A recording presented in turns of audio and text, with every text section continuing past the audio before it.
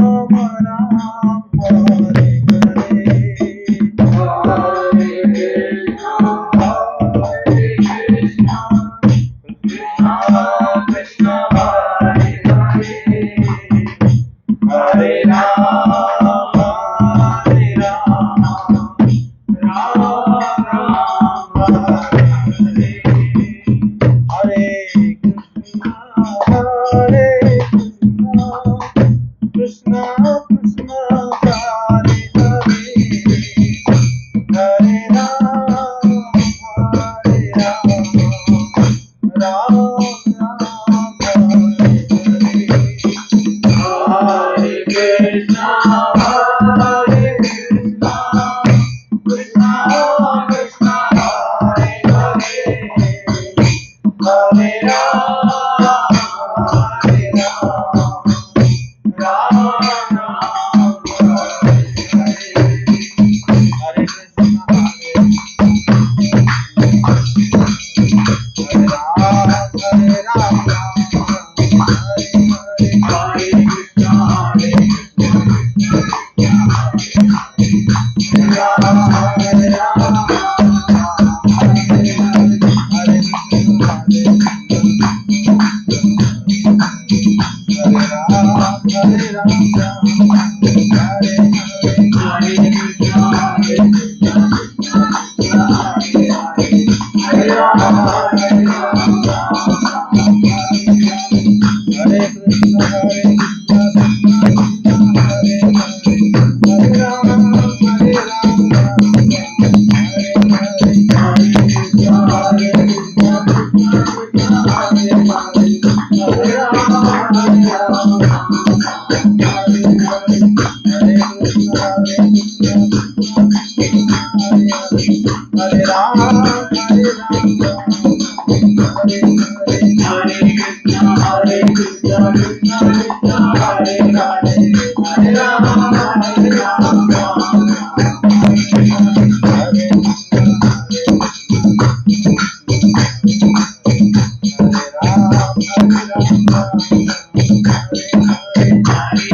कृष्णा हरे हरे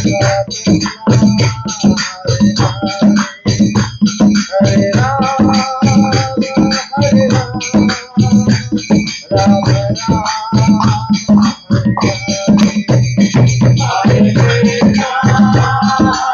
कृष्णा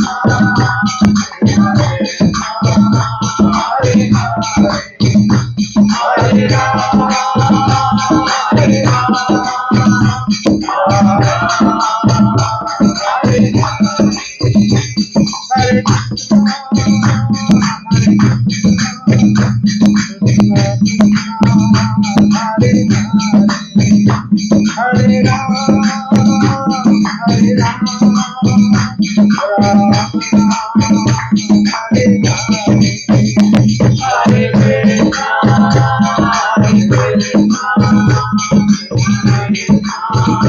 हरे हरे हरे राम हरे राम हरे हरिनाम संकीर्तन की जय। श्री कृष्ण चैतन्य प्रभु नित्यानंद श्री अद्वैत गदाधर शिवासादि गौर भक्त वृंद की जय। जय श्री बलदेव श्री सुभद्रा श्री जगन्नाथ श्री सुदर्शन देव की जय। भक्ति देव तुलसी माता की जय। श्रीमद् भागवतम की जय। श्री भक्त वृंद की जय। वृंदावन धाम की जय। जय जय श्री राधे श्याम। ओम नमो भगवते वासुदेवाय। ओम नमो भगवते वासुदेवाय। ओम नमो भगवते वासुदेवाय। ओम नमो भगवते वासुदेवाय। ओम नमो भगवते वासुदेवाय। ओम नमो भगवते वासुदेवाय। श्रीमद् भागवतम तृतीय स्कंद 17 अध्याय 13वां अध्याय श्लोक संख्या 18। श्लोक संख्या 18।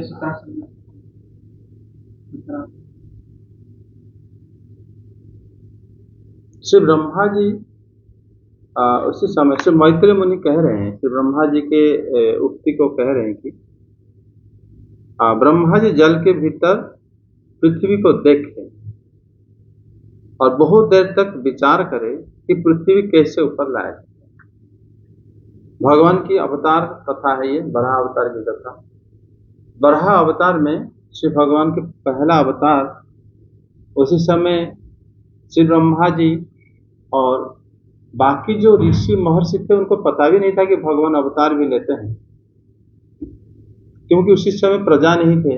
ऋषि और ब्रह्मा जी के मान से सृष्टि हुआ था। अब पृथ्वी डूबी हुई थी जल के अंदर। उसी समय ये मैत्रेय जी कह रहे हैं कि जब सृष्टि कार्य कर रहे थे ब्रह्मा जी, उसी समय पृथ्वी जल में डूब गई। सृष्टि कार्य जब ब्रह्मा जी कर रहे हैं, मैं सृजतः क्षिति बार भी ही प्लाव्य मनारसगता, जब मैं सृष्टि कार्य कर रहा था तो उसी समय पृथ्वी डूब गई प्रसाद में, और हम लोग सृष्टि कार्य में नियुक्त थे। अतएव इसके लिए हमें क्या करना चाहिए? मेरे इस कार्य को श्री भगवान जिसके संकल्प मात्र से मैं उत्पन्न हुआ हूं वही करें। ब्रह्मा जी पहले जब सृष्टि हुए, वो भगवान जब चाहे तब सृष्टि हो गई है। ब्रह्मा जी भगवान के संकल्प से ही ब्रह्मा जी सृष्टि हुई। संकल्प मतलब मन करे तो सृष्टि हो गया। जब भगवान की इच्छा से ब्रह्मा जी सृष्टि हो गए, अभी ब्रह्मा जी की इच्छा थी कि मैं सृष्टि कार्य करूं, सृष्टि को आगे बढ़ाऊं। ये इच्छा ही लोक कल्याण इच्छा है। हमारा इस समय मैथुन सृष्टि होता है और हम एक दो बच्चे के बाद फिर और सृष्टि नहीं करते, और हमें भगवान ने पत्नी और पति के माध्यम से सृष्टि करने की क्रिया बताया। लेकिन पहले तो ऐसा नहीं था। पहले संकल्प मानव सृष्टि होता था। ब्रह्मा जी चाहेंगे कि ऐसा एक सृष्टि हो जाता था, ऐसा सृष्टि हो ऐसे हो जाता था।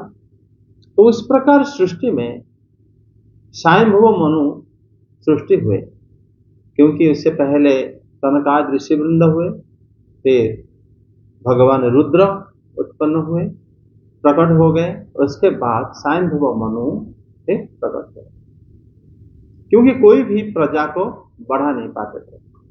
तो स्वयंभुव मनु प्रकट होने के बाद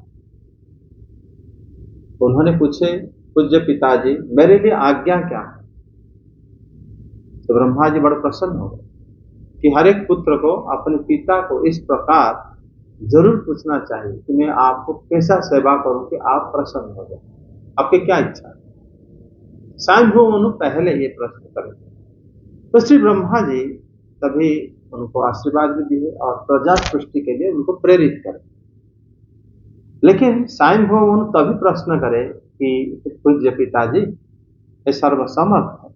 ये जो इस श्लोक पहले श्लोक में हम पहले चर्चा कर चुके हैं कि हे पापनाशक, हे अमीव सूदन अहं भगवतः आदेशे अनुवर्तय प्रभो मम प्रजानं च इयतु स्थानम अनुजाने। हमें प्रजा रखने के लिए स्थान तो दीजिए, प्रजा सृष्टि करो। इसका मतलब ये जो वार्तालाप हो रहा था वो पृथ्वी के ऊपर नहीं हो रहा था, पृथ्वी थी ही नहीं।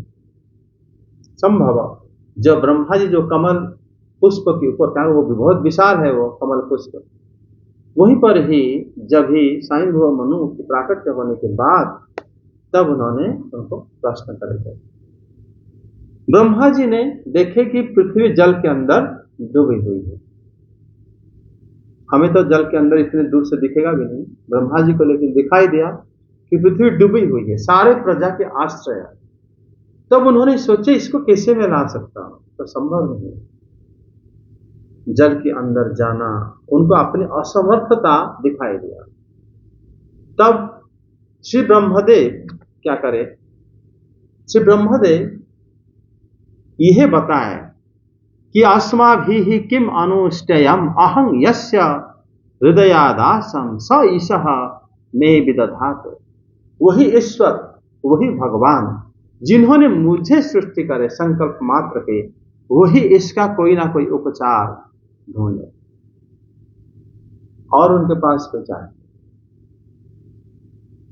उसके आगे से आज हमारा श्लोक है। इत्यभिधायतो नासा विवरात् सहसा अनघ वराह तोको निरगाद अंगुष्ठ परिमाणकः तस्याभिपश्यतः खस्थः क्षणेन किल भारत गजमात्रः प्रववृद्धे तदद्भुतमभून्महत्। अनुवाद 18-19। निष्पाप विदुर जी, ब्रह्मा जी इस प्रकार विचार कर ही रहे थे कि उनके नास छिद्र से अकस्मात अंगुष्ठ के बराबर आकार का एक बरहा शिशु निकला। भारत, बड़े आश्चर्य की बात तो यही हुई कि आकाश में खड़ा हुआ वह बरहा शिशु ब्रह्मा जी के देखते ही देखते बड़ा होकर क्षण भर में हाथी के बराबर हो गया। उस विशाल बरहा मूर्ति को देखकर मरीचि आदि मुनिजन, सनक आदि और शंभु मनु के सहित श्री ब्रह्मा जी तरह तरह के विचार करने लगे। यहाँ पर अंगुष्ठ मात्र, अंगुष्ठ तो यह है, लेकिन नाक से, ब्रह्मा जी के नाक से निकला भगवान निकला। ब्रह्मा जी के नाक से जब निकले शिशु छोटे, निकल कर आकाश में खड़े हो गए बिना आधार के। जहां पर हम लोग जमीन में खड़े होते हैं और आकाश में कोई तो खड़ा नहीं होता, लेकिन जो सिद्धि लोग तो खड़े होते हैं। ब्रह्मा जी पहचान लिए कि ये बरहा रूप में कोई आया है। बरहा शब्द होता है मतलब मनुष्य, एवं जो नीचे का शरीर मनुष्य जैसा है, लेकिन मुख जो है वो जो उससे मतलब सूअर जैसा है। वो सूंघने की शक्ति ज्यादा होता है। पृथ्वी हमारा गंध विशिष्ट है, आकाश ध्वनि विशिष्ट है, वायु स्पर्श विशिष्ट है, और हमारा अग्नि रूप, जल रस, ये सब पृथ्वी का गुण गंध है। बरहा क्या होते हैं ना, वो सूंघ लेते हैं। कौन सा समझ में नहीं आया? जो आपने बताया कि वो विशिष्ट है, अच्छा, वो समझ नहीं पाए। पृथ्वी में गंध है, हाँ, जल में रस है, जल में रस है, अग्नि में तेज है मतलब रूप है, और वायु में स्पर्श है, आकाश में ध्वनि शब्द है।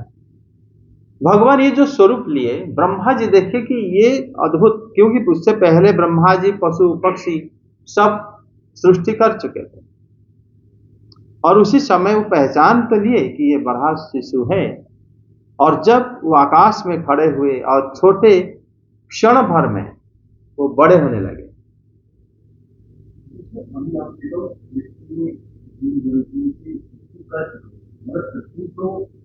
था नहीं,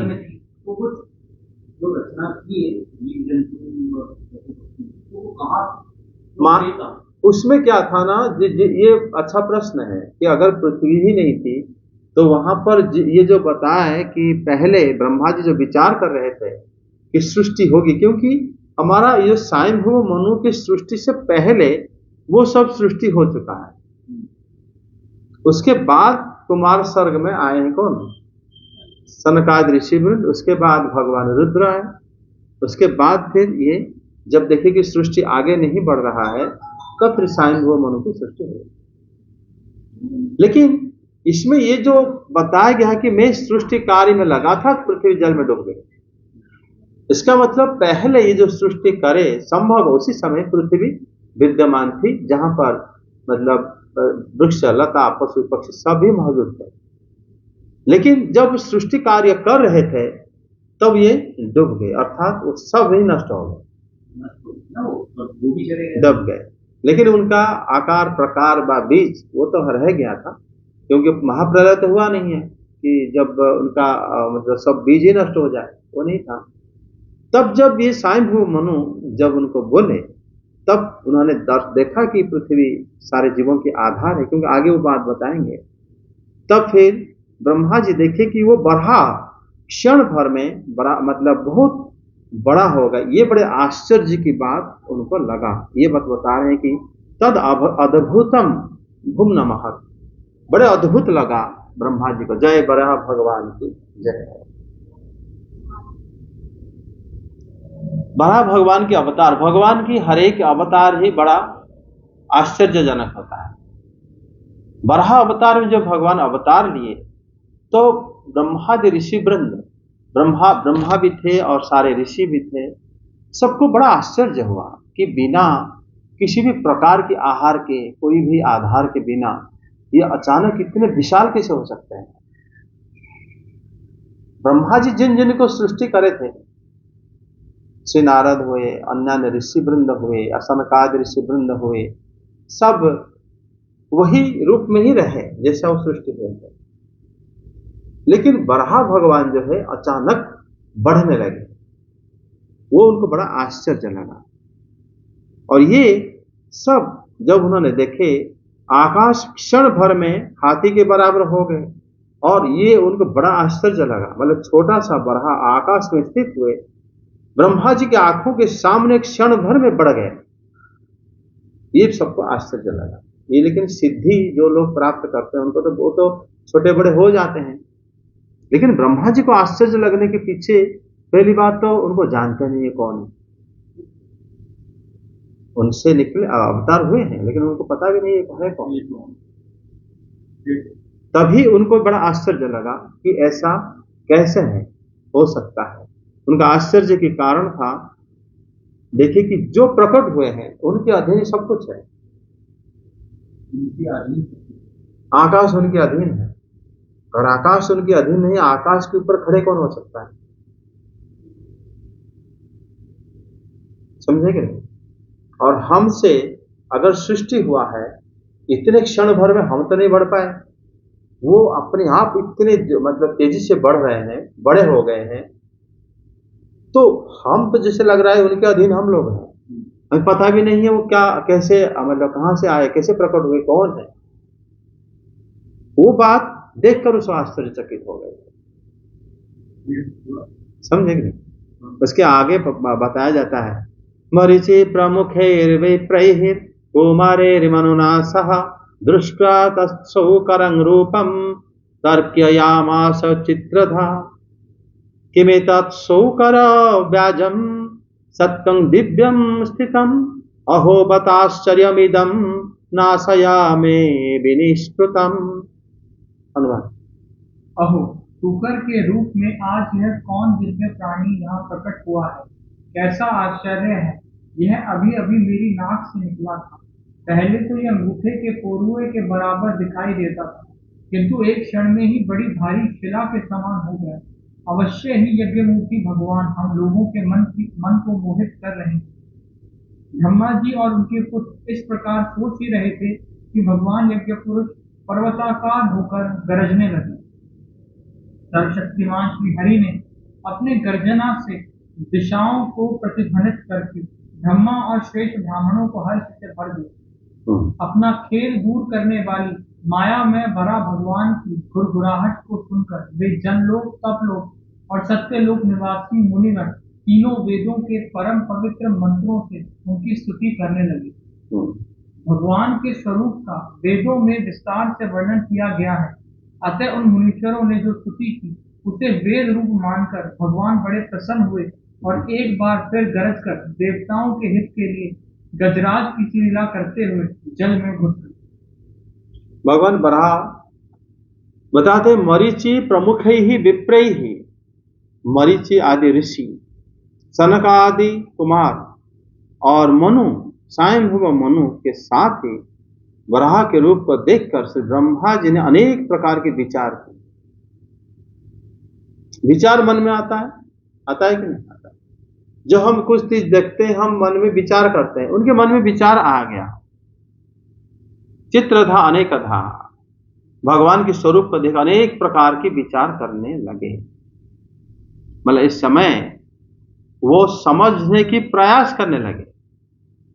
जब भगवान स्वयं नहीं बताते, मतलब श्रुति आदि तर्क शास्त्र माध्यम से उन्होंने अपना प्रयास करना, क्योंकि हमारे पास जितने ज्ञान है हम उसी से ही तो पता लगाएंगे। और कहां से पता लगाओगे? अगर आपको कोई एक गोलाकार वस्तु दिखाए, आप कहोगे भाई किससे बना है? ये आटे का है या ये सूजी का है, खोआ का है, हाँ मिट्टी का है, किसी का है? फिर इसको क्या करते हैं? खाते हैं? नहीं, इसको मतलब इसको मारते हैं या इसको क्या करते हैं, इसको वो भी काम सब कुछ हम पूछते हैं, क्योंकि हम जितना हमारे इंद्रियां हैं हम उसी के माध्यम से उसको समझ पाएंगे। इस अगर कोई इंद्रिय से परे हो गया हम कैसे जानेंगे उसको? तो जान पाओगे? भगवान के लिए यही प्रॉब्लम है, वो हमारी सारी इंद्रियों से परे हो जाते हैं भी परे।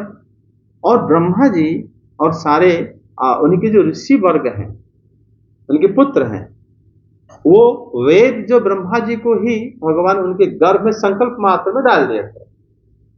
वेदों में जैसे जो नियम बताया गया, जो ज्ञान बताया गया, उस ज्ञान के माध्यम से ही वो समझने के प्रयास करें। और तब बड़े विचार करने लगे। चित्रधा तर्कयामास, वो दृष्टवा चित्रधा तर्क, पहले तो देख के उनको बड़ा आश्चर्यचकित अद्भुत लगा। देखने के बाद फिर वो तर्क विचार करने लगे, ऐसे हो सकते हैं, ऐसे हो सकते हैं। और कोई वस्तु बढ़ने के लिए पृथ्वी की उपादान उसके अंदर जरूरत है, उसके अगर बढ़ रही उसके अंदर हवा भर गया या आकाश आ गया या पृथ्वी अगर आया तो वहां कैसे आया, तो कैसे हो सकता है ये सब?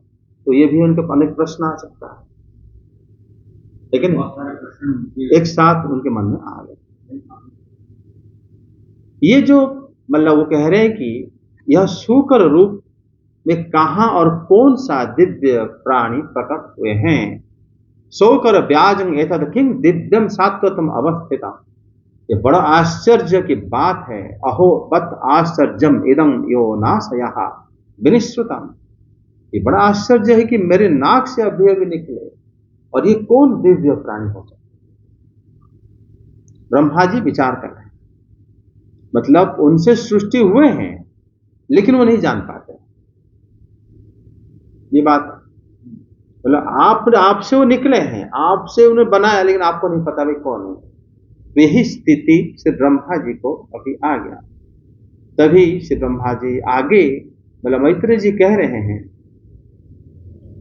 उनको तो हम लोग अभी अभी के अंगुष्ठ के ऊपरी भाग के परिमाण देखे थे, इतने बड़े छोटे होते, और अभी लेकिन क्षण भर में विशाल शिला के समान बढ़ गए। कहीं ये यज्ञ पुरुष भगवान हम लोगों के मन को मोहित तो नहीं कर रहे हैं? यहां पर उनको संदेह उत्पन्न हुआ। वो कह रहे हैं कि उपस्वित येष यज्ञ भगवान में मनः खेदम वर्तते। क्यों संदेह हुआ? क्यों मन में बात आई? किसने उनके इससे पहले मतलब क्या आधार है? तो क्यों समझे कि भगवान हमारे सामने हम लोगों को मतलब हमारे मन को मोहित करने के लिए मनः खेदयत वर्तते, इसलिए तो प्रकट तो नहीं हुए। तो क्यों ये नहीं सोचे कि एक असुर तो नहीं आ गए?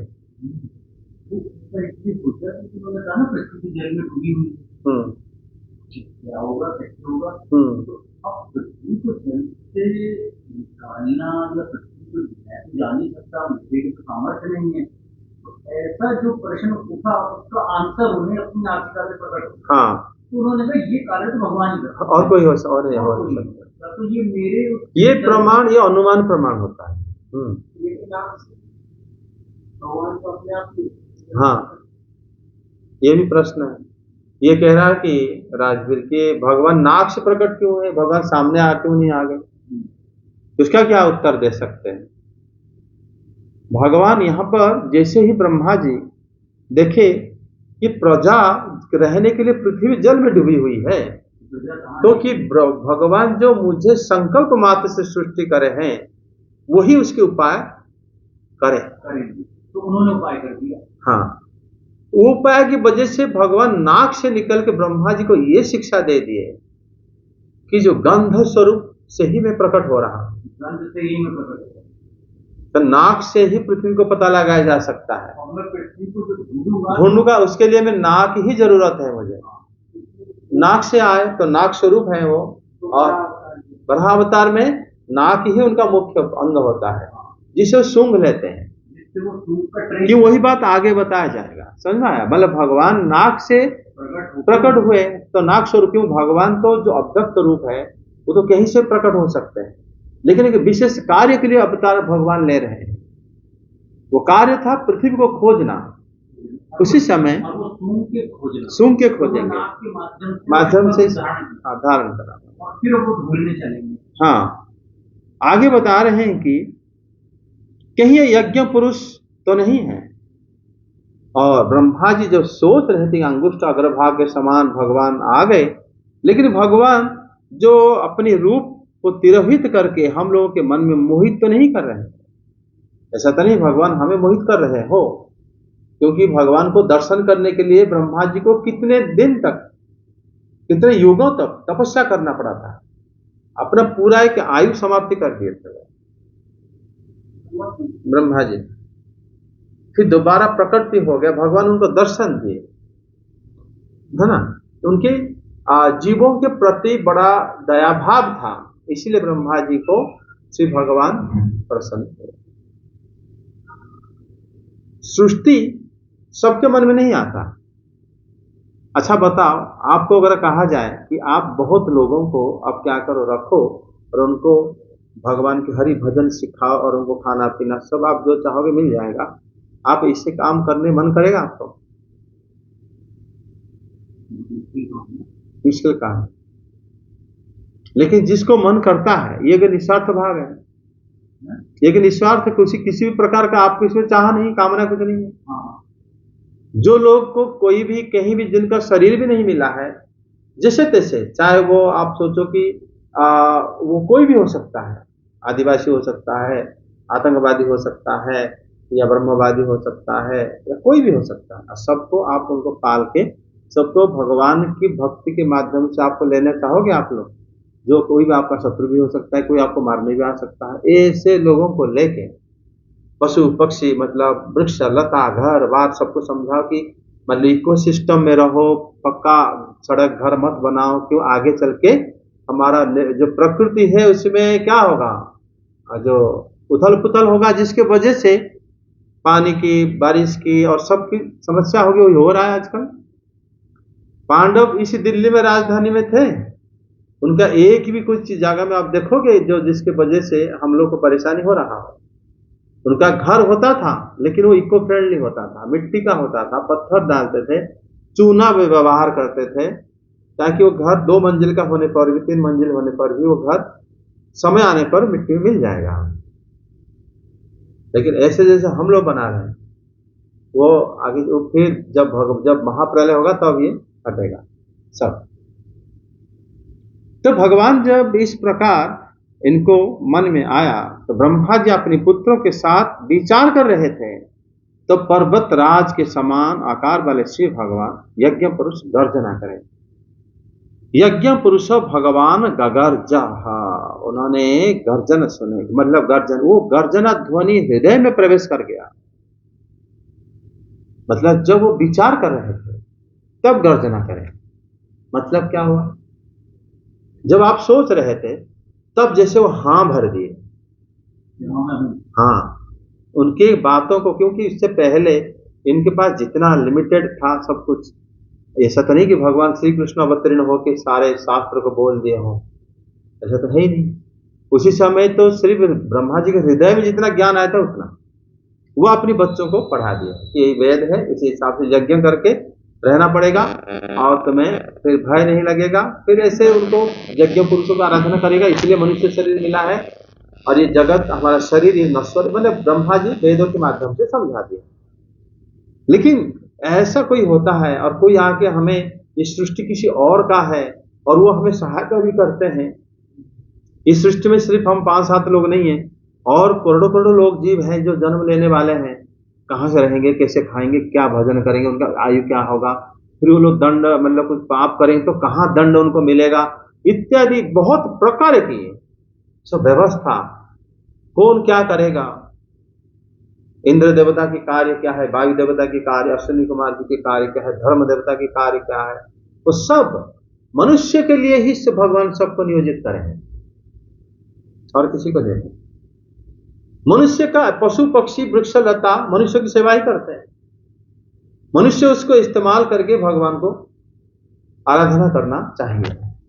मनुष्य भी देवताओं को भी मनुष्य व्यवहार करता है, लेकिन उन्हीं को ही मतलब व्यवहार करते हुए उनसे ज्ञान लेकर उन्हीं को मतलब फिर ये जगत से कैसे उद्धार पाएगा उसके लिए चिंता करनी चाहिए, प्रयास करनी चाहिए। लेकिन ऐसे वो विचार कर रहे थे तभी भगवान गर्जना करे। जैसे वो हाँ भर दिए तभी पर्वत आकार की भगवान बड़े शुक्र रूप लिए थे।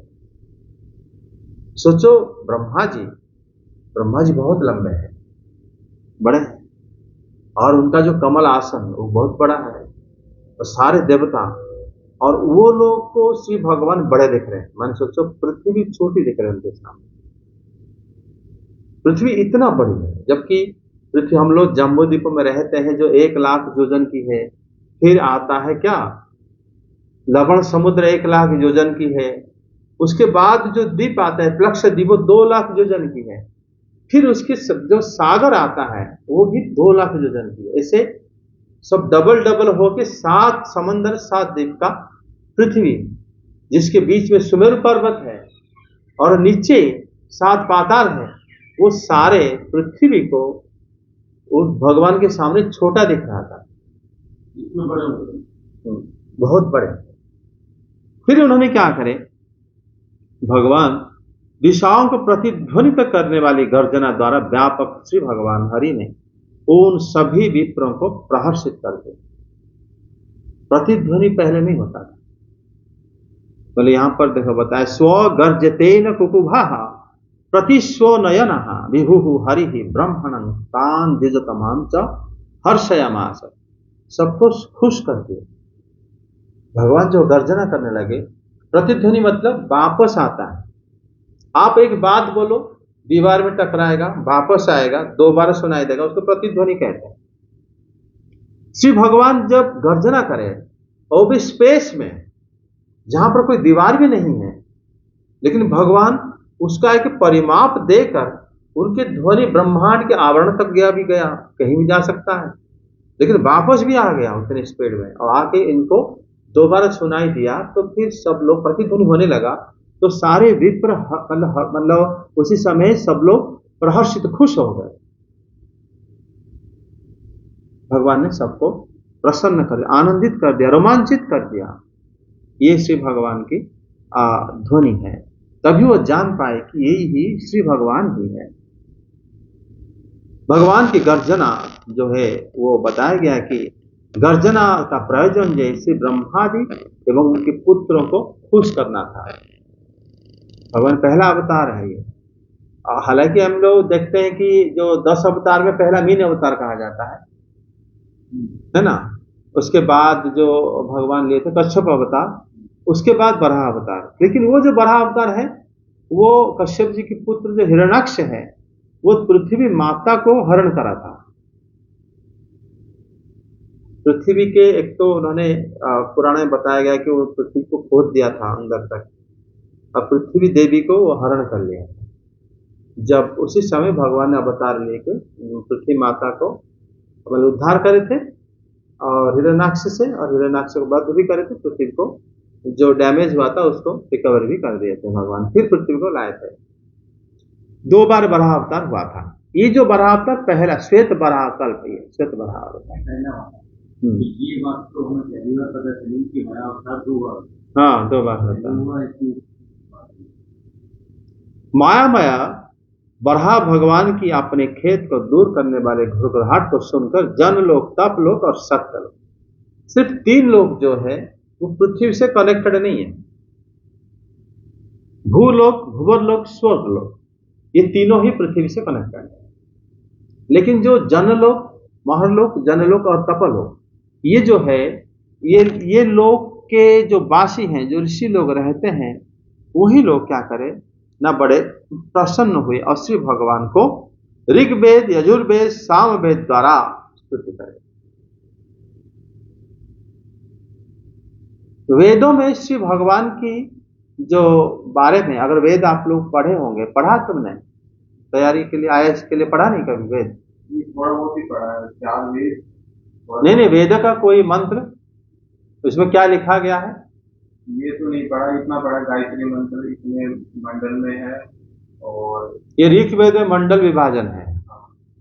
9th में है। नाइन्थ मंडल को कहते हैं कि बाद में जोड़ा गया है ऋग्वेद में। ऋग्वेद आप देखोगे जो पहले से स्टार्टिंग से सीधा आदेश ही आता है यहाँ पर कि ओमकार से शुरू है वेद, और वहां पर फिर पहले ही बताते हैं कि जो आह्वान करते हैं ऋतुजों को, होता को, वही अग्नि देवता को प्रणाम करते हैं। ऋग्वेद स्टार्टिंग, अग्नि देवता को हम प्रणाम करते हैं। वही अग्नि देवता जिनको पूर्व ऋषि, पर ऋषि सब उनको पूजा करते हैं, वही अग्नि देवता अन्य देवताओं को भी आह्वान करें, मतलब यहां पर आदेश दे दिए।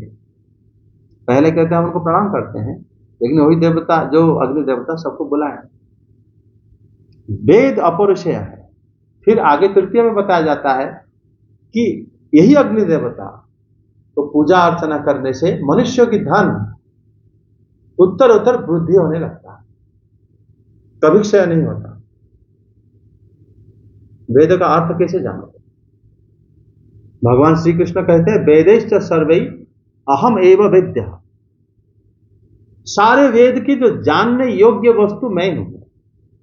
यह जानने योग्य क्या है? जानने योग्य आप देखो, अग्नि देवता को हम प्रणाम करते हैं। जो अगर अग्नि प्रज्वलित होगा तब ना कोई आके हवन करेगा, तो अग्नि देवता आह्वान करते हैं, मतलब बुलाते हैं, भाई आओ यज्ञ वगैरह करो। अर्थात अग्नि देवता जब प्रज्वलित हो गए, अगर मान लो सारे ऋतुज बैठ गए यज्ञ करने के लिए, वही यज्ञ बराह स्वरूप है। यज्ञ करने के लिए अग्नि ही जला ही नहीं, प्रकट नहीं हुआ, तो आप यज्ञ कैसे करोगे? कर पाओगे? तो अग्नि देवता ही उन लोगों के आह्वान के कारण है। वही अग्नि देवता को द्वितीय सूक्त में कहते हैं कि उनको पूर्व ऋषि, आधुनिक ऋषि सब पूजा करते हैं, और वो अन्य देवताओं को बुलाए। मतलब वहां पर कोई जैसे वेद में बता रहा है कि आपका ड्यूटी ही कि आप उनको बुला, माने अग्नि देवता पहले तो भगवान की मुख है, भगवान शिव की मुख है अग्नि। भगवान शिव स्वयं ही वेद स्वरूप है, समझे? उनको बताया जाता है कि आप वही अग्नि देवता बाकी देवताओं को भी बुलाए, अर्थात अग्नि सबके अंदर है। वह अश्विनी कुमार को कहेगी कि आपको आना है, वह मतलब अन्य जो देवता इंद्र देवताओं को कहेंगे आपको भी आना है। कोई बुलावा नहीं भेजता, वो अपने आप अग्नि देवता लाते हैं। जैसे लगता है कि यहाँ पर जो आदेश देता है अग्नि देवताओं को, वही वेद की वस्तु है। वेद उन्हीं को भी, मतलब वो वेद के माध्यम से ही, जैसे आप देखोगे वेदों में कभी भी ये उवाच नहीं मिलेगा, जैसे यहाँ पर इन्होंने कहा वेद में से नहीं मिलेगा। वेद में सिर्फ इंस्ट्रक्शन है, सीधा सीधा, इसलिए कहा जाता है उसको किसी ने नहीं लिखा, अपौरुषेय है वेद। और वेद में देखोगे आप मंत्र को, आप उसके ऊपर वाला नीचे वाला उल्टा करके भी पढ़ो तब भी उसका अर्थ वही आएगा। वेदों में अपौरुषेय कोई किसी ने उसको, क्योंकि उसके अंदर कोई भी लिखा नहीं जाएगा कि मैत्रेय उवाच या व्यास उवाच, कुछ नहीं है, सीधा मंत्र शुरू एवं खत्म,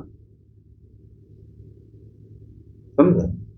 अगर आप देखोगे वेद जो है, वेद का स्वरूप है कौन? ना भगवान शिव, उनका जो वेद ही साक्षात उनकी अंग में ही वास करता है।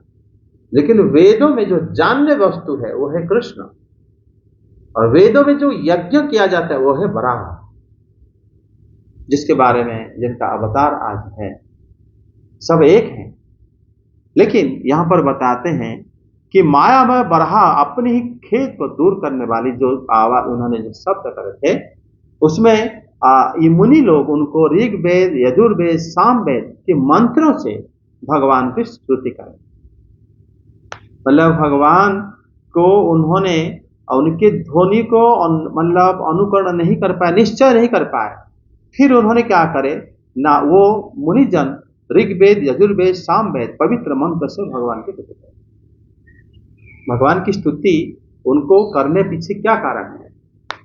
भगवान की स्तुति जब देखे कि श्री भगवान हमारी, क्योंकि भगवान जब गर्जना करे, जो ऋषि थे सबके हृदय में, कान के माध्यम से भगवान हृदय में प्रविष्ट हो गए, ध्वनि तो सुनाई दिया उनको, तभी उनको पता चला, जैसे भगवान इसी प्रकार ही उनको बोध करा दिए।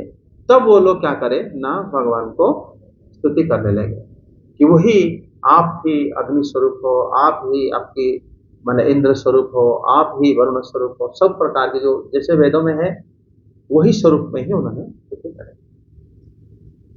तब उन मुनीश्वरों को द्वारा ही की जाने वाली जो स्तुति है, भगवान जैसे मतलब गुणाद, जब माने उसको वेद मानकर वेदों में वर्णित जो देवताओं की कल्याण करने के लिए भगवान एक बार फिर गर्जन करे, और जैसे ही भगवान गर्जन करे तो लीला करते हुए जल के अंदर प्रवेश करे।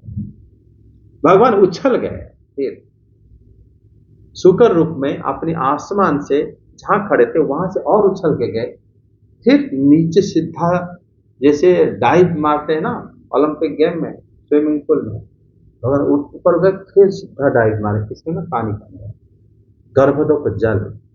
जब वो श्री गोस्वामीपाद कहते हैं, वे वेद जिस तरह भगवान के गुणों का वर्णन करते हैं, वैसा ही मुनि लोग भगवान को वेदों के निश्चय करके कि उन्होंने भगवान को मतलब स्तुति करे, और श्री भगवान उस श्रवण करके देवताओं को कल्याण करने के लिए फिर गर्जन करे। मतलब बताया गया कि भगवान उनको अनुमोदन करे, बढ़ावा।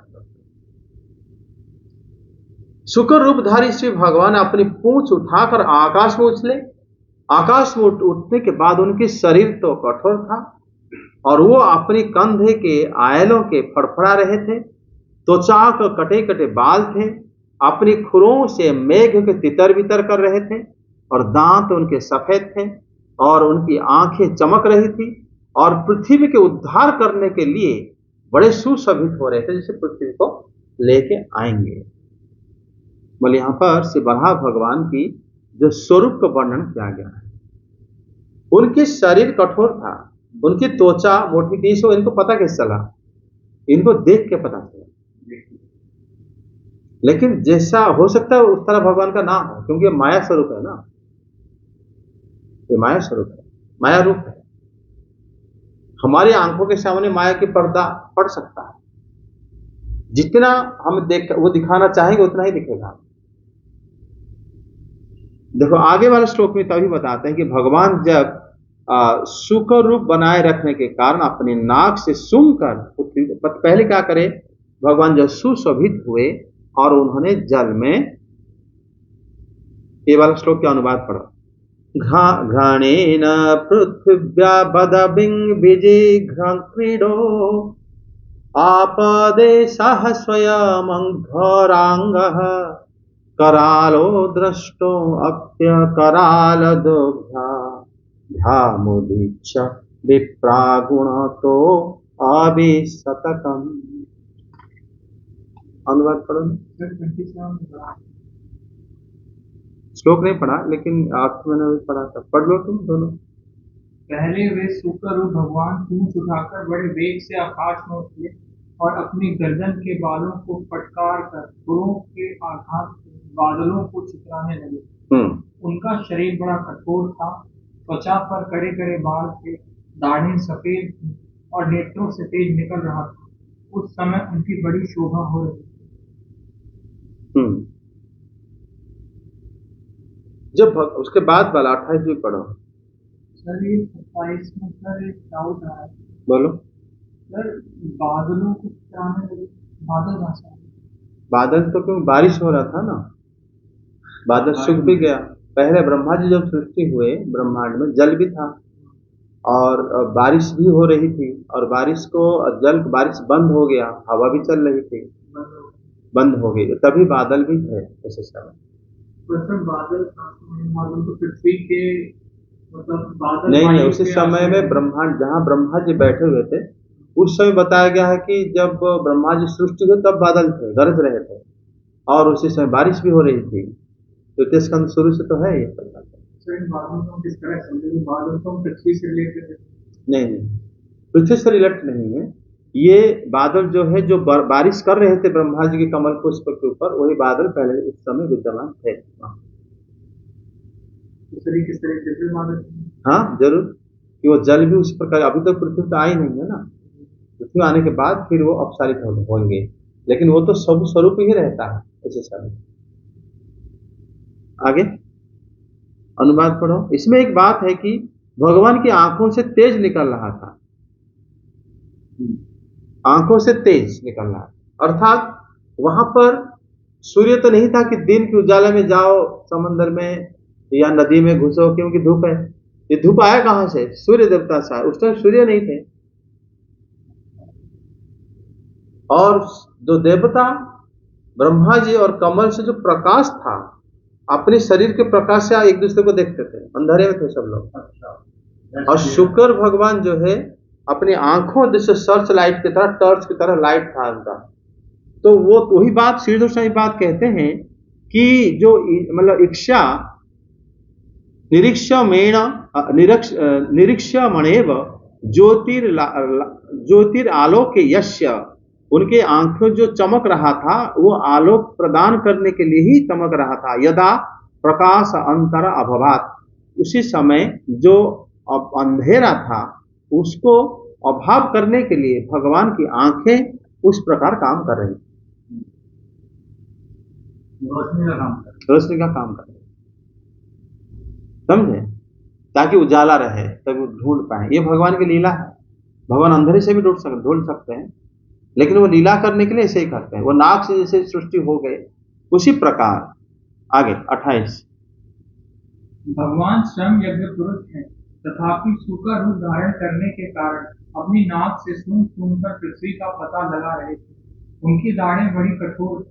इस प्रकार यद्यपि वे बड़े क्रूर जान पड़ते थे, तथापि अपनी स्तुति करने वाले मरीचि आदि मुनियों की ओर बड़ी सौम्य दृष्टि से निहारते हुए उन्होंने जल में प्रवेश किया। जिस समय उनका वज्रमय पर्वत के समान कठोर कलेवर जल में गिरा, तब उसके वेग से मानो समुद्र का पेट फट गया और उसमें बादलों की गड़गड़ाहट के समान बड़ा भीषण शब्द हुआ। उस समय ऐसा जान पड़ता था मानो अपनी उत्ताल तरल रूप भुजाओं को उठाकर वह बड़े आर्त स्वर से, हे यज्ञेश्वर मेरी रक्षा करो, इस प्रकार पुकार रहा। तब भगवान यज्ञ मूर्ति अपने बाण के समान पहने पुरुष जल को चीरते हुए उस अपार जलराशि के उस पार पहुंचे। वहां रसातल में उन्होंने समस्त जीवों की आश्रय भूता पृथ्वी को देखा, जिसे कल्पांत में शयन करने के लिए उद्यत श्री हरि ने स्वयं अपने ही उदर में लीन कर लिया। भगवान जब देखे ऋषियों को, वो पहले बड़ विराट रूप लेने के बाद चारों तरफ सूंघने लगे, नीचे की तरफ, उस तरफ, सब जगह में ऋषि लोग देख रहे, सूंघ रहे हैं। पृथ्वी गंध का स्वरूप है, पृथ्वी में गंध रहता है, खुशबू, उसी से पता लगता है कहां पृथ्वी है। वो सूंघते सूंघते, और उनके दाढ़े कठोर थी, देखने में भयंकर लगते थे, फिर भी अपनी दृष्टि उनका बड़ा सौम्य था। ये फर्क है। हम अगर मान लो कभी बड़े जानवर देखते हैं, हाथियों, शेरों, देख के डरते हैं, उनका स्वरूप भयंकर है, लेकिन उनकी आंखों देखोगे, अगर आंखें में दया है तो फिर डर नहीं लगता। और इन्होंने, भगवान कहते हैं कि उनके स्वरूप मतलब अकराल दुर्भ्यांग गुणतः विप्रन उदीक्ष कम अविवेश, उनका जो कराल दृष्टंग, उनकी दृष्टि बड़ा कराल था, काफी भयंकर था, लेकिन उनका जो दृष्टि बड़ा सौम्य था। अकराल दुर्भ्याम, अकराल था माने बड़ा सौम्य था, बड़ी सुंदर दृष्टि से ऋषि लोग को देख रहे हैं, भगवान स्तुति कर रहे हैं।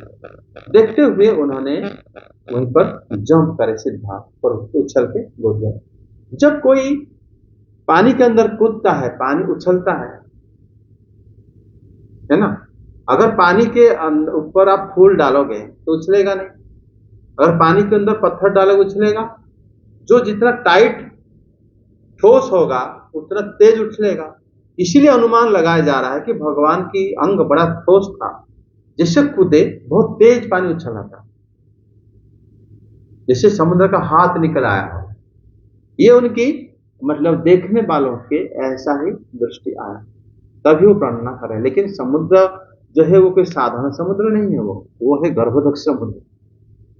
वो जल जो है बड़ा दिव्य जल है, समझे। वो जल हमारे पृथ्वी जल जैसा ही नहीं है। वो जल जो है वो मतलब भगवान अपनी शरीर से, अंग से ही निकाले थे वो जल, तो वो जल बड़ा दिव्य है। वो उसमें इनको जो मैत्रेय मुनि बता रहे हैं कि वज्र समूह कठोर अंग, जैसे अगर कोई जल में गिरता है, जैसे बड़े तेज से जल उछलता हो, उसी तरह वहां पर हुआ था। और जैसे लगा इनको कि ऐसा लगता है कि मतलब वो जो समुद्र जो है अपनी हाथ उठाकर बोल रही है कि हे यज्ञेश्वर आप मेरी रक्षा करें, ऐसा उनको लगता है। लेकिन यहां पर उन्होंने बताया है कि ऐसा मानो, मतलब उनको ऐसा लगा कि मतलब ऐसा लगा कि उत्सृष्टि दीर्घ भी भुजै ही इव आर्त, मतलब इव शब्द अर्थ हो गया कि ऐसा लग रहा था कि ऐसा हुआ है। इसका मतलब यह नहीं कि ऐसा ही हुआ है, इनको ऐसे लगा, देखने वाले को लगा। और भगवान की इच्छा है, कुछ भी कर सकते हैं, समझो। भगवान उनको पृथ्वी को नहीं, जो जल को आराम भी लगा होगा, लेकिन देखने वाला लगा कि जल को बहुत कष्ट लगा होगा, क्योंकि हम अपनी बुद्धि से उनको जजमेंट देते हैं ना। अगर हम पानी में अगर बहुत तेज से थप्पड़ लगाएंगे, पानी जोर से उठेगा और हमें भी दुखेगा। लेकिन इतना बुद्धि से हम अगर भगवान के बारे में हम मतलब नॉलेज को अपना एनालिसिस करेंगे तो आंसर क्या सही निकलेगा? नहीं निकलेगा। हमारी बुद्धि जितना है, हमें जितना नॉलेज मिला है दुनिया से, उतना में हम उसी को उनको जानने की प्रयास करते हैं। इसलिए ऋषि जो बताते हैं भगवान के बारे में वो अलग तरीके से बताते हैं, वैसा नहीं बताते। वो बताते ऐसे लग रहा था कि हमें ऐसा लग रहा था। तब से वो बता रहे हैं कि आगे अक्षुर प्रैहि खुरैहि तदा आप दारयन् त्रिपुरो हो, भगवान अपने तीक्ष्ण खुरों से जल की चीरते हुए चले गए। जैसे जो तैराकी होता है वो पानी को चीरते हुए जाता है, मतलब कोशिश करता है कि पानी को काटते हुए चलेगा, है कि नहीं। और भगवान अपनी जो खुर था उनका, उसी से मतलब वो पानी को, जल को चीरते हुए यज्ञमूर्ति भगवान क्या करें ना, अपार जल राशि के उस पार पहुंच गए। जल इतना छोटा मोटा जल नहीं है। ये जो समंदर है देख रहे हो, पैसिफिक ओशन देखो, तो वर्ल्ड मैप देखो, वो तो एक बूंद के बराबर नहीं होगा भगवान जहां पर पहुंचे। तो गर्भोदक सागर की जल है वो। ये पूरा 7 समुद्र अगर मिल जाता है, ये 7 समुद्र नहीं, जो इंडियन ओशन पैसिफिक वो वाला नहीं, ये समंदर के अलावा और समंदर है, और भी इनसे काफी गुना बड़ा है। तो पूरे समंदर एक बूंद के बराबर नहीं होगा, क्योंकि वो पूरे समंदर के साथ धरती अनंत भगवान के ऊपर एक सरसों के दाने की तरह है। वही अनंत भगवान उस गर्भोदक सागर जल में रहते हैं। वहीं पे भगवान कूदे थे, बड़ा भगवान कितना बड़े होंगे। और जब चीर के आप उस पार पहुंच गए, पूरा मतलब ब्रह्मांड के एंड तक पहुंच गए, जल पूरा भरा हुआ, तब उन्होंने जब देखे वहां पर सूंघते हुए पता लगा लिए थे। और वहां पर उन्होंने देखे कि सारे जीवों के आश्रयभूत जीवधानेम स्वयं अभ्यभूत, उन्होंने देखे कि पृथ्वी माता जी के सारे जीवों के आश्रय, वो उन्हीं को देखे, और जिसके कल्प के अंत में शयन करते हुए भगवान के शरीर में लीन था। पृथ्वी लीन हो जाती है, इसमें आत्यंतिक प्रलय में नहीं होती, मतलब नैमित्तिक प्रलय में नहीं होती। आत्यंतिक प्रलय जब जिसमें सारे अणु परमाणु से अलग अलग हो जाते हैं, वो प्रलय में कोई नहीं रहता है। वो जब भौतिक जगती सृष्टि खत्म हो जाता है, उस प्रलय में पृथ्वी कोई नहीं रहता है। लेकिन जब होता है नैमित्तिक प्रलय, नित्य प्रलय। वो प्रलय में तो पृथ्वी देवी रहती है, लेकिन ये पृथ्वी देवी को जब भगवान देखने के बाद फिर क्या करें ना, भगवान ऊपर उठाने की करेंगे आगे श्लोक में 31। ये इसमें बोला गया है 29 और 30 में बोला गया है कि रसातल से उन्होंने उठाया। उसका रसातल क्यों? जो इस जगह में हमारे गर्भोदक सागर है, उसी जगह को यहाँ पर कहा गया रसातल। यहाँ पर रस अतल हो गया ऐसा नहीं समझना कि जो हमारा जो 7 पाताल लोग उसमें से एक, उससे नहीं समझना। ये जो ये रसायन जो लिखा गया है, ये रसातल शब्द भी इसमें है ही नहीं। किसमें ना, ये रसातल ही लिखते हैं क्यों? रसातल का मतलब होता है पूरे ब्रह्मांड के तल से ही भगवान वहां से पृथ्वी को उठाए। फिर वे जल में डूबी हुई पृथ्वी को अपनी दाढ़ों पर लेकर रसातल से ऊपर आए। उस समय उनकी बड़ी शोभा हो रही। ये जो रसातल और अनुवाद लोग लिखे हैं, एक्चुअली रसाया सौरुरचेत तत्रापि गदय, रसा शब्द का अर्थ होता है रस, जल को कहते हैं। रसाया का मतलब जल से ऊपर उठाए। रसातल से ऊपर बार बार लिखने से वहां पर तल अतल वितल रसातल पाताल, वो रसातल कोई समझता है, इसीलिए बुद्धि तुम लोग का दिग्भ्रम होता है।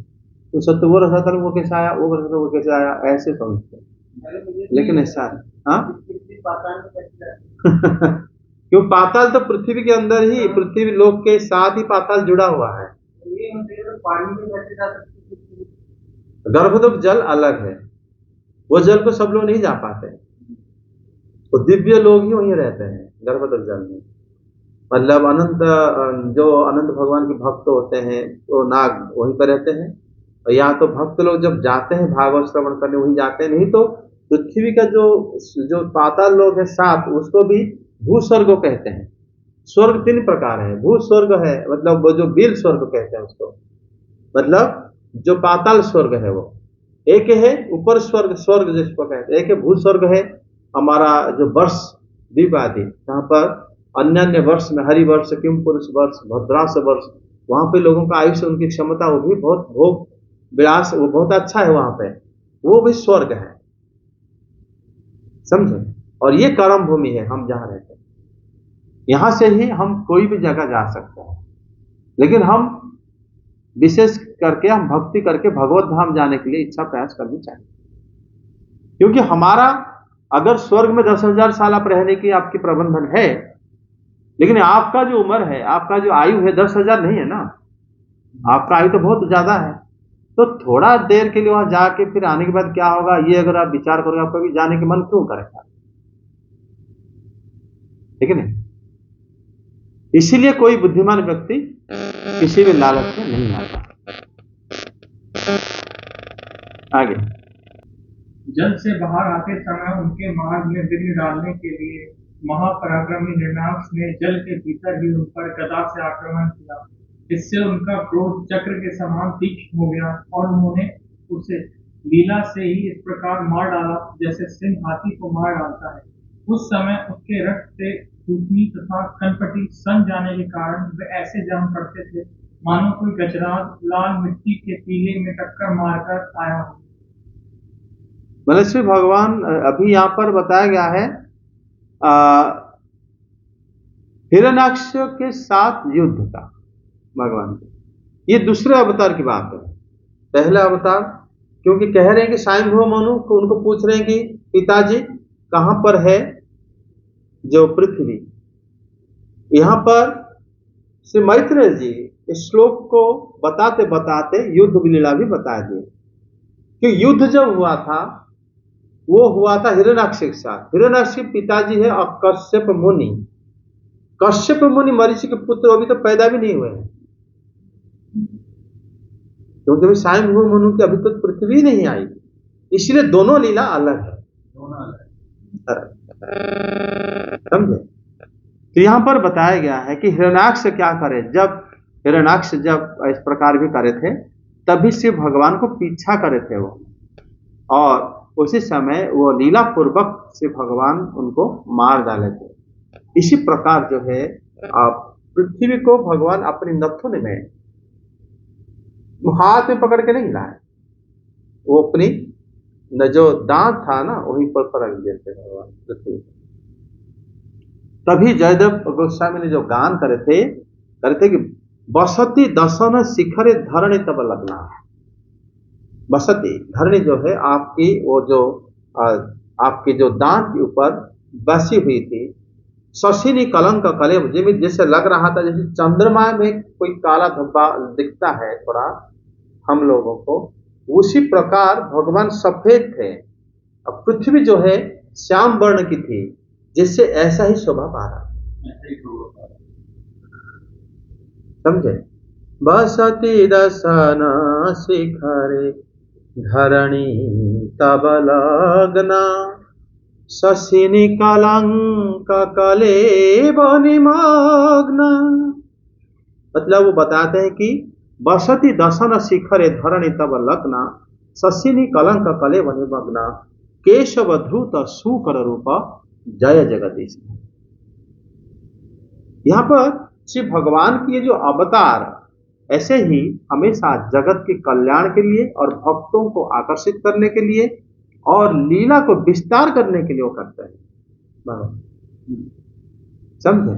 और भगवान की फिर दशम स्कंद जब आप लोग चर्चा करोगे तब फिर पता चलेगा कि श्री भगवान वास्तव में हर एक लीला जो है, और जैसे हम अपनी खुशी के लिए करते हैं, आप बच्चों को प्यार करते हो, क्यों करते हैं? बच्चा की खुशी के लिए नहीं, आप अपनी खुशी के लिए बच्चा को प्यार करते हो। आप जो भी काम करते हो खुद के लिए ही करते हो। किसी के साथ दोस्ती रखते हो, कुछ खाते हो, कुछ करते हो, वो खुद के लिए आप करते हो। बाकी तो सब कहते हो कि मैं पापा के लिए कर, वास्तव में आप खुद के आनंद के लिए ही करते हो। उसी तरह श्री भगवान की जो आत्मा है, श्री भगवान किसके लिए सब काम करते हैं लोग तो समझ भी नहीं पाते। देवता तो जानते भी नहीं थे, फिर भगवान किसके लिए करते थे? यही बहुत बड़ी प्रश्न है। भगवान हर एक अवतार, जयदेव गोस्वामी उसी को ही लिखे हैं। उनके 10 अवतार तो ध्यान से समझोगे तो हर जगह बोले केशव ध्रुत सुकर रूप। केशव ने रूप धारण करे थे। केशव कौन है? कृष्ण है। ये रूप धारण करे थे, ये कृष्ण ही ये रूप धारण करते। इतने सारे करते क्यों थे? तभी जयदेव गोस्वामी कहते हैं कि सुनो सुखदम सुबधम भवसारम, उनको श्रवण करके हमको इस संसार से पार होना होता है। बड़ा शुभ है भगवान के अवतार कथा। और भगवान अगर कृष्ण ही अवतार लेते हैं, निश्चित रूप से श्री कृष्ण अनादि, वो एक होकर भी अनादि काल से वो 2 रूप हो जाते हैं, परम पूज्य श्री राधा रानी और श्री कृष्ण। तो ये जो कार्य करते हैं उन्हीं के लिए ही करते हैं। समझो? आज इतने रखते हैं। जय जगन्नाथ। श्री कृष्ण गोविंद हरे मुरारे, हे नाथ नारायण वासुदेव।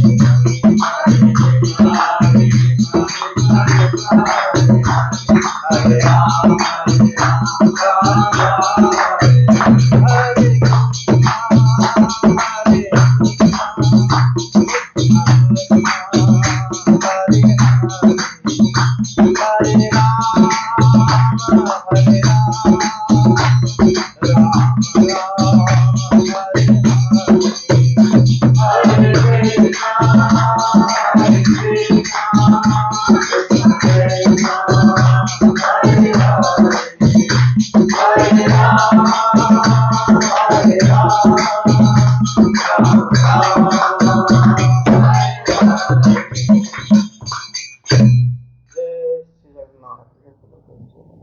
नाम संकीर्तन की जय। जय श्री कृष्ण चैतन्य प्रभु नित्यानंद श्री अद्वैत गदाधर शिवासादि गौर भक्त जय। श्री बलदेव श्री सुभद्रा श्री जगन्नाथ श्री दर्शन देव की जय। भक्तदेव तुलसी माता की जय। श्रीमद भागवतम की जय। सभी भक्त वृंद की जय। जय जय श्री राधे श्याम।